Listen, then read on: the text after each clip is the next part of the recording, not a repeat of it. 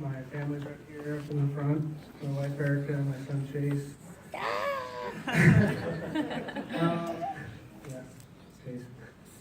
So anyway, I'm a person in long-term recovery from substance use disorder. I've been addicted to drugs and alcohol for probably going on 20 years or more. It started off with smoking cigarettes. I started smoking at like age 10 or 11, stealing cigarettes from my neighbor's mom. And so that kind of started off my addiction. I was probably, smoking cigarettes full-fledged. Used to steal them from the gas stations, used to go buy them from the gas stations.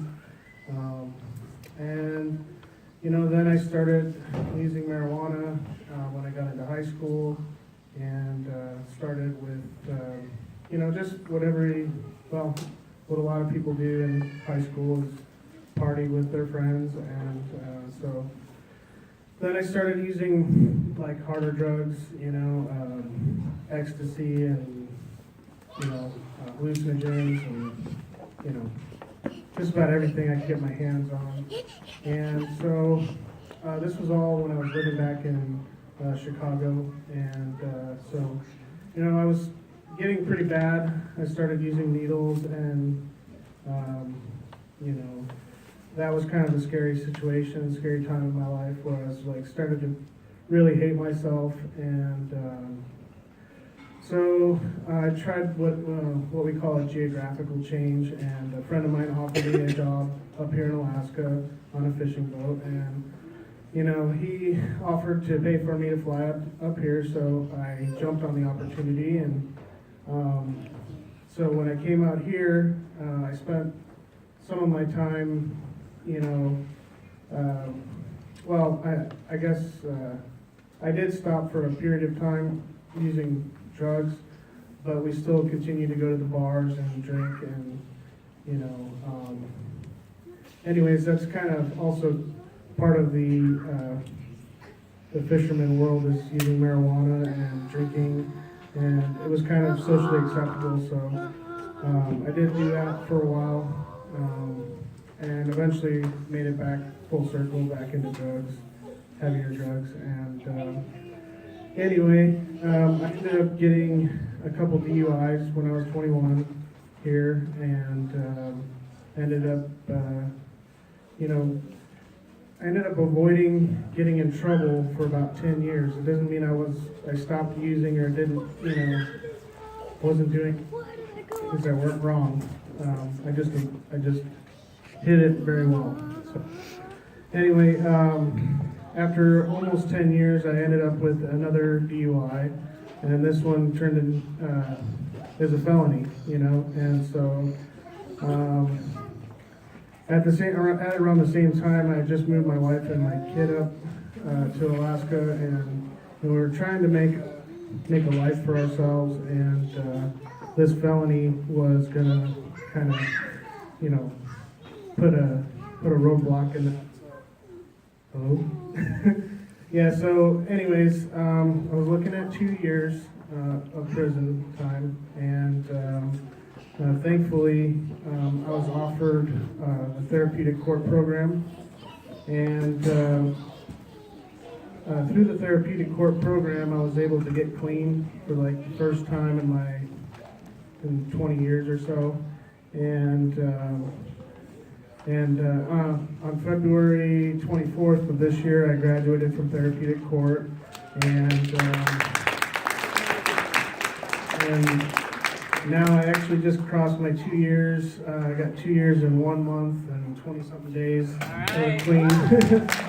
And man, a lot of things have happened in the last 2 years. I've gotten involved with a lot of 12-step stuff, and a lot of, we just started the Smart Recovery, and so I've been getting involved with the recovery community, and I went up to Anchorage last year. It was exactly last year, and I went to the recovery coach training, and that was held by John Shinholzer. He does the McShin Foundation, and I knew Kara from the meetings, you know, and I probably shouldn't have said that. Ruined her anonymity, right? No, but, so anyways, yeah, I ended up seeing Kara up there, and my boss now, Katie. Anyways, I met them there at the recovery coach training, and you know, so it was really cool because I was able to network with some good people, and you know, when I came back, we started talking about doing a recovery coach program, and you know, so I kind of was volunteering to help with Kara to do this, and that's when a job came available at NCADD, and I was kind of interested in the job, and I remember I brought it up to Katie, you know, it's like, oh, so I saw you have a job available. I just saw her face light up and a big smile, so I was like, well, I think I might have the job. So anyways, I applied for the job, and so now I'm able to do some really cool things with recovery coach stuff that we're working on, and I don't know, just some really amazing things. I get to do a job that's very fulfilling, and I'm kind of excited about that. You know, it's like when I wake up every day now, I wake up to excitement. I get to wake up and say, hey, you know, how is, you know, I don't know, it's just exciting to do something where you're actually helping people, and it's fulfilling. So I'm just really excited that I get the opportunity to have this job, and I'm really excited and happy to be a good dad and a good husband, and you know, have that opportunity. And so I'm just really grateful for, you know, my recovery, and it's just been really awesome. So they asked me to share a little bit about the recovery coach stuff that we're doing. Me and Kara, we're kind of, well, NCAT and Haven House have been partnering to do the recovery coach program.